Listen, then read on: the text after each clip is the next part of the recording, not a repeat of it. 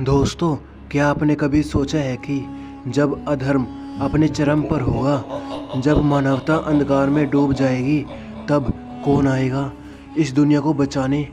कौन होगा वह दिव्य शक्ति जो अन्याय और अधर्म का अंत करेगी? आज की इस अद्भुत कहानी में हम बात करेंगे भगवान विष्णु के 10वें अवतार कल्कि की, जो कलयुग के अंत में प्रकट होंगे। यह कहानी न केवल धर्म और सत्य की विजय है, बल्कि एक नई शुरुआत की प्रतीक भी है। तो आइए शुरुआत करते हैं इस पौराणिक यात्रा की। कलयुग का समय था। मानवता अधर्म और पाप की गहराई में डूब चुकी थी।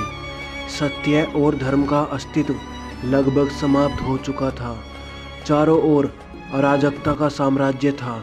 रिश्वत, झूठ, छल और हिंसा ने समाज को अपनी गिरफ्त में ले लिया था। राजा स्वार्थी और लोभी हो गए थे। वे अपने प्रजा की रक्षा करना भूल चुके थे। राजा अपना खजाना भरने में व्यस्त थे, जबकि प्रजा भूख, गरीबी और अन्याय से जूझ रही थी। मानव अपने स्वार्थ और लोभ के कारण अपने ही भाई बहनों का खून बहाने को तैयार थे। स्त्रियों की इज्जत सड़कों पर लूटी जा रही थी और बच्चों का बचपन गुम हो चुका था। इन कठिन परिस्थितियों में एक महान ऋषि, जिनका नाम संभल था, उन्होंने अपने ध्यान में भगवान विष्णु का आह्वान किया। ऋषि, हे भगवान, इस अधर्म का अंत कैसे होगा? इस संसार को कौन बचाएगा? भगवान विष्णु बोलते हैं, हे महर्षि, जब अधर्म अपने चरम पर होगा और धर्म का पतन हो जाएगा, तब मैं स्वयं कल्कि के रूप में अवतार लूँगा। मेरा जन्म संभल ग्राम में होगा।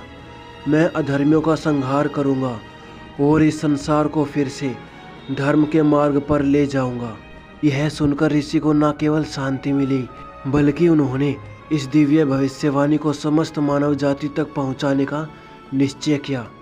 संभल ग्राम, जो हिमालय की गोद में बसा हुआ था, वहीं पर भगवान विष्णु ने एक साधारण परिवार में कल्कि के रूप में जन्म लिया। उनके पिता का नाम विष्णुयश और माता का नाम सुमति था। जन्म से ही कल्कि अद्भुत शक्तियों के धनी थे। उनके भीतर एक अद्वितीय तेज था। जैसे जैसे वे बड़े हुए, उनकी दिव्यता स्पष्ट होती गई। एक दिन जब कल्कि मात्र 10 वर्ष के थे, उन्होंने अपने गांव पर हमला करने वाले डाकुओं को अकेले ही हरा दिया। उनके अद्भुत साहस और शक्ति ने सभी को आश्चर्यचकित कर दिया। तभी उनके माता पिता को एहसास हुआ कि उनका पुत्र कोई साधारण बालक नहीं है। जब कल्कि बड़े हुए तो उन्होंने अधर्मियों का संहार करने का निश्चय किया।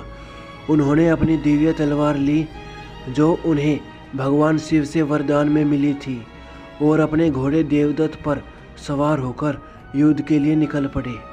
कल्कि ने असत्य, पाप और अधर्म के प्रतीक सभी राक्षसों का विनाश किया।